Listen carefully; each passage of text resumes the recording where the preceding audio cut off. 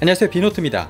삼성은 지난 2분기 코로나의 재확산과 인도 수요의 감소, 또 베트남 공장의 생산 차질로 1분기에 7,600만 대였던 스마트폰 출하량이 2분기에는 6천만 대 수준으로 줄어들었습니다. 하지만 시장조사 업체 카운터포인트 리서치에 따르면 삼성전자의 8월 생산은 7월보다 12% 늘어난 2,141만 대를 기록하면서 3분기 전체 스마트폰 출하량도 6,900만 대 수준으로 늘어났다고 추정했습니다. 특히 지난 8월 출시된 갤럭시 Z 플립 3와 갤럭시 Z 폴드 3가 국내 출시 39일 만에 100만 대 판매를 돌파하면서 실적 개선을 주도했다고 보고 있습니다. 삼성은 이번 폴더블 기기의 100만 대 판매 기록은 갤럭시 노트 10의 25일, 갤럭시 S8의 37일에 이어서 역대 세 번째로 빠른 기록이라고 밝혔습니다.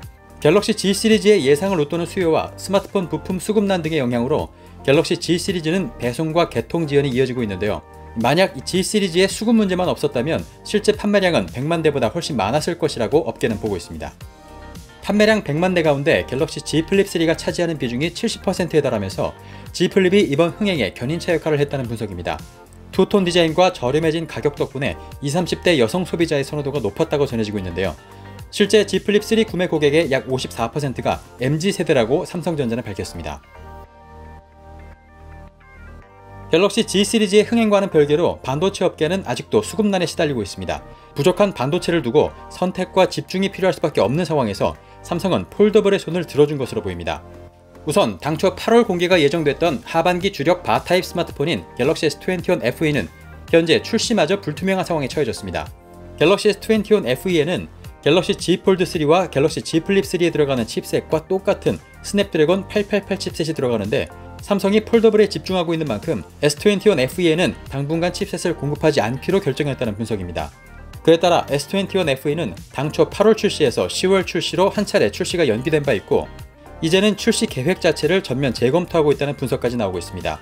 실제 국내 부품업계에서도 10월을 목표로 갤럭시 S21 FE 부품을 생산하는 등 준비에 나섰지만 현재 많은 부품들이 재고로 남겨진 상황이라고 전해지고 있습니다. 현재로서는 갤럭시 S21 FE의 출시가 내년 1월로 미뤄졌다고 파악되고 있는데요.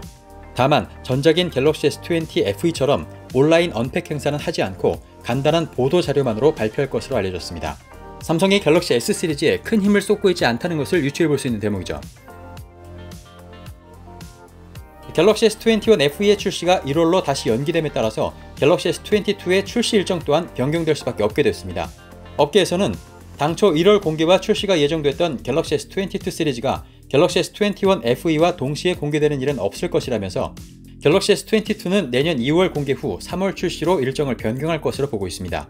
해외 매체들은 내년 2월 세계 최대 모바일 전시회 MWC 2022가 개최되기 전에 갤럭시 S22 시리즈의 언팩 행사를 진행할 것이라고 예상하면서 갤럭시 S22 출시 연기는 세계적인 반도체 공급 부족 사태가 심각하다는 것을 보여주는 예라고 해석하고 있습니다. 여기에 삼성은 갤럭시 S22의 출하 계획을 예년의 3천만 대 중반보다 훨씬 적은 2천만 대 초반으로 잡으면서 갤럭시 S 시리즈에는 힘을 빼는 것이 아닌가 하는 관측마저 나오고 있습니다. 삼성은 결국 부족한 반도체 공급 사태 속에서 갤럭시 Z 시리즈에 집중하기 위해 갤럭시 S 시리즈의 출시를 줄줄이 연기하고 출하 수량까지 축소하는 모양새가 됐습니다.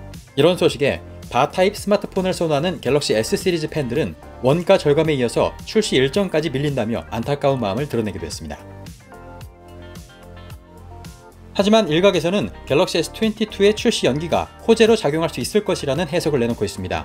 왜냐하면 현재 갤럭시 S22에 탑재될 것으로 예상되는 엑시노스 2200의 물량을 더 확보하거나 완성도를 높일 수 있는 기회로 보기 때문입니다.